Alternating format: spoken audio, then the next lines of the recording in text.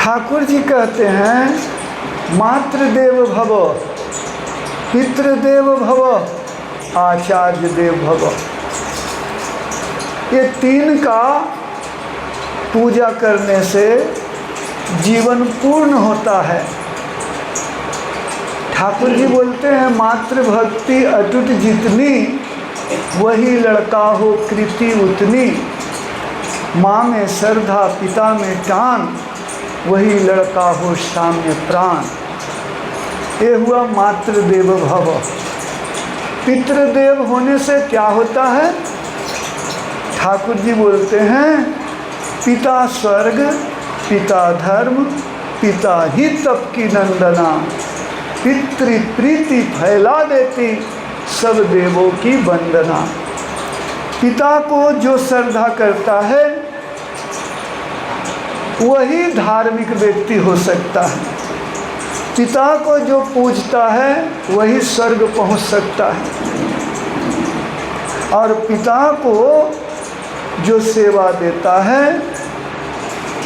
उसी का तप पूरा होता है।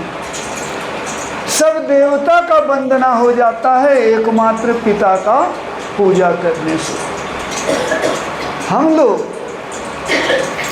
जीवंत देवी माँ, जीवंत देवता पिता को बात दे करके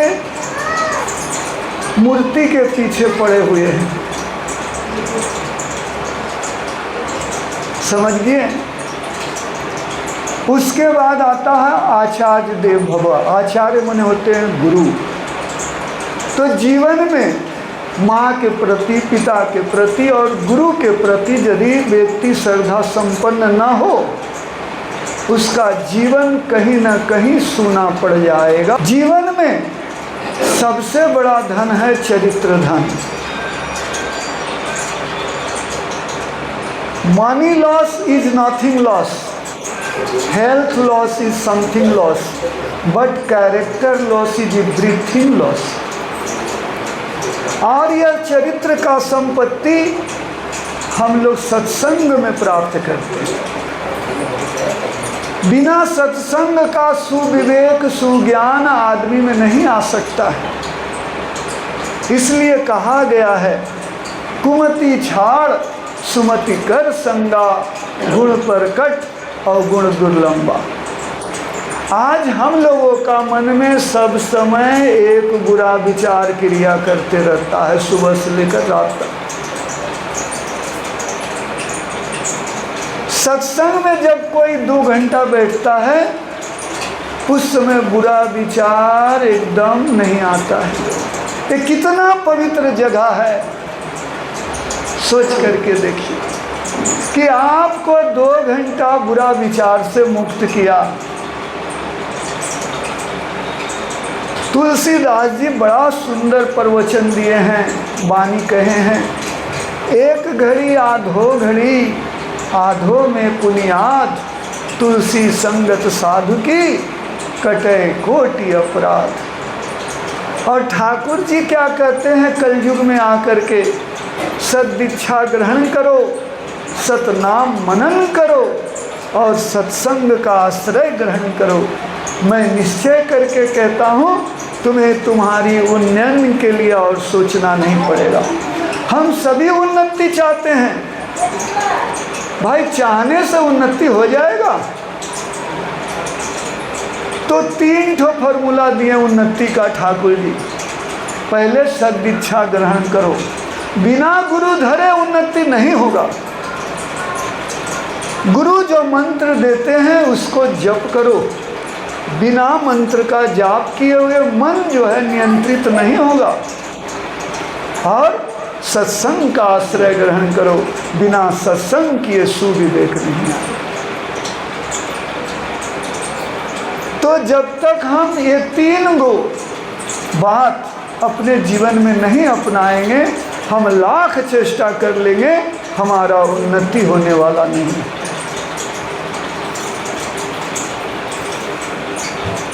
ठाकुर जी कलयुग में सत्संग करने क्यों बोले भाई?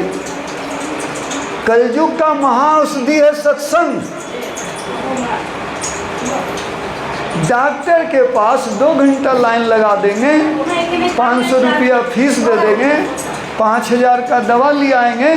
लेकिन अगर गुरु भाई लोग को बोला जाता है माँ आप सत्संग में आइएगा, दादा क्या बोले समय नहीं।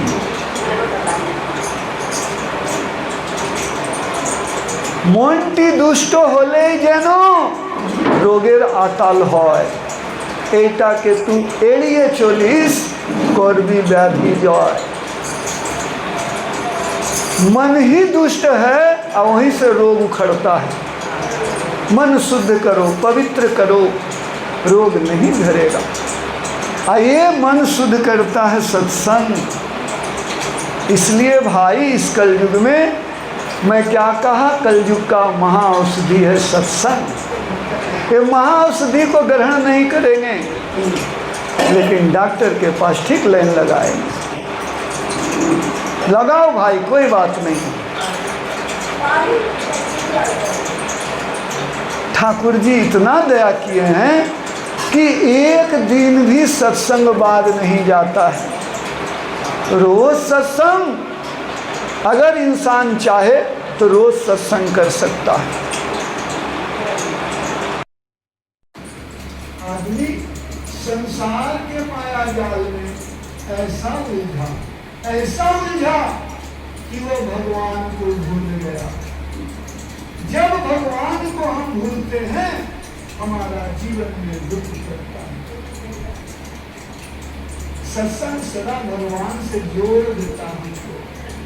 सतनाम सब समय हमें भगवान से जोड़े रखता है। इसलिए ठाकुर जी बोलते हैं तुम 24 घंटा नाम से जुड़े रहो। उसाय ईसाय मंत्र साधन चोला फेरा जप जेठाय समर इष्ट निर्देश मुक्त पुराएगा। तो ठाकुर जी को हम लोग जीवन में क्यों धरेंगे? हम लोगों का भीतर का प्रयास है कि हम थोड़ा सुखी हो जाए, हमारा जीवन में शांति कराए, हमारा जीवन आनंद से भर जाए। इसको पाना है, शांति पाना है तो शांत पुरुष के चरण में बैठना होगा, जो अपने निर्मल वाणी से आपको मन को निर्मल करके शांत करते। तो हम लोग आज इसका रस पा रहे हैं। जो नहीं किया वो तो रस नहीं पाएगा, जो करेगा वो रस पाएगा। संसार आपको सदा उलझा के रखेगा। आप ही कहिएगा आज समय नहीं है, ठीक है जब समय मिलेगा तब हम ठाकुर जी का दीक्षा लेंगे।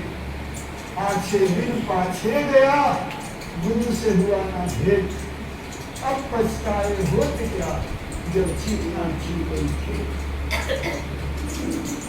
सुबस्यम शीघ्रम रावण पृथ्वी से स्वर्ग तक का सीढ़ी बनाने जानता था, लेकिन वह इतना आमोद प्रमोद में डूबा हुए थे कि कहते थे आज नहीं आज थोड़ा आमोद प्रमोद कर ले जीवन में, कल बना देंगे, फिर कल बना देंगे। धरती से स्वर्ग तक सीढ़ी तो बना नहीं, लेकिन काल उसको अपना दाल में समा लिया। जब प्रभु रामचंद्र जी लक्ष्मण को बोला आज दुनिया के सबसे बड़ा ज्ञानी आदमी पृथ्वी से जा रहा है, जाओ तुम उनके चरणों में और उससे ज्ञान ग्रहण करो। तब रावण लक्ष्मण को उपदेश दिए थे शुभस्यम शीघ्रम, शुभ काम शीघ्र करो। हम लोग शुभ काम शीघ्र नहीं करके अपने जीवन में ग्रह को मौका देते हैं ढुकने के लिए। शुभ काम को टालते रहते हैं कल पर और अशुभ काम अभी कर लेते हैं। सबसे छिपा कर जरूरत पड़ेगा तो जाके सिगरेट पी लेंगे, सबसे छिपा कर जरूरत पड़ेगा तो दारू पी लेंगे। उस समय नहीं बोलते हैं कि आज नहीं कल करेंगे, लेकिन जब दीक्षा लेने के लिए बोलते हैं अभी बहुत समय है, आज नहीं करते, अभी समय है, अभी नहीं कुछ भी बिगड़ा है, करना है जो काम उसी में चित्त लगा दो, आत्मा पर विश्वास करो, संदेह हो। तो हम लोगों का जीवन का पिलर क्या है? माँ के बिना हमारा जीवन का उदय हो सकता है, पिता के बिना हमारा जीवन उदय हो सकता है। तो माँ पिता हमारा जीवन का मेरुदंड है, स्तंभ है। और माँ बाप हमें जन्म देते हैं, लालन पालन करते हैं, और गुरु जी हमारे जीवन में प्रकाश भरते हैं, ज्ञान का, ताकि यह सुंदर जीवन कहीं गलत रास्ता में भटक न जाए। तो जिस जीवन में गुरु नहीं, वह जीवन का कीमत नहीं। इसलिए हमारा जीवन का 3 पिलर हुआ, माता पिता और गुरु। 3 चीज आदमी को जीवन में रहना चाहिए। यही 3 को बहुत बड़ा संपत्ति है। ये संपत्ति छोड़ करके हम लोग धन रूपी संपत्ति के पीछे दौड़ते हैं, गाड़ी बाड़ी बंगला बैंक बैलेंस करने के पीछे में दौड़ते रहते हैं। माता को भुला देते हैं, पिता को भुला देते हैं, गुरु को भुला देते हैं। सब रहते में भी जीवन में शांति नहीं रहता है, सुख नहीं रहता है, आनंद नहीं रहता। क्या हिंदू, क्या मुसलमान, क्या ईसाई जैन, गुरु भक्ति पूर्ण बिना कोई न पावे छे। आइए मेरे भाई बहनों, मेरे छोटे छोटे बच्चे, अपने जीवन को सुंदर बनाने के लिए ठाकुर जी का चरण में दीक्षा लीजिए। पहला काम, आज से ही अपना जिंदगी को नया ढंग से शुरुआत करिए गुरु का दीक्षा लेकर के, क्योंकि हमारा तमन्ना है, चाह है कि हम सुखी हो, हम शांति हो, हमारा जीवन आनंदमय हो, हमारा बाल बच्चा भी सुखी हो। केवल हम सुखी रहेंगे तो हमारा सुख अधूरा हो जाएगा। हमारा बाल बच्चा भी सुखी हो तो हम सब जब गुरु के शरण में रहेंगे तो हम सुखी होंगे। पहला सुख निरोगी काया, दूसरा सुख हाथ में हो माया, और तीसरा सुख पतिव्रता नारी, और चौथा सुख पुत्र हो आज्ञाकारी। हम चारों सुख चाहते हैं ना, चारों सुख, लेकिन हम उसमें अपने तरफ से एक सुख और जोड़ दे रहे हैं। वह है, पहला सुख चरित्र का होता है। चरित्रवान व्यक्ति नहीं होइएगा तो सब गया। इसलिए चरित्र संपत्ति सबसे बड़ा है, और उस चरित्र संपत्ति के कारण स्वास्थ्य सुख भी आता है, धन का भी सुख आता है, और सब सुख उसके पीछे पीछे आता है। हम यदि चरित्रहीन रहेंगे तो हमारा बेटा हमारा आज्ञा को मानेगा, आज्ञाकारी होगा। हम यदि खैनी खाएंगे, आप बेटा खैनी खाएगा तो बोलेंगे बेटा तुम खैनी मत खाओ, सुनेगा? भाई एकदम सोझा है। तो मैं जोड़ना चाहता हूँ कि सबसे बड़ा बात है चरित्र निर्माण। उस चरित्र के भीतर से ही सब संपत्ति, सब सुख, सब शांति, सब आनंद आएगा। और वह चरित्र, सत्संग is the man making institute. बगल में साबुन बनाने का कारखाना है, बगल में विद्या विकास स्कूल है जहाँ से शिक्षा ले लेंगे। चरित्र कहाँ से लेंगे भाई? वो साबुन फैक्ट्री में मिलेगा चरित्र, स्कूल में मिलेगा, सत्संग में चरित्र मिलेगा, गुरु के चरण में चरित्र मिलेगा।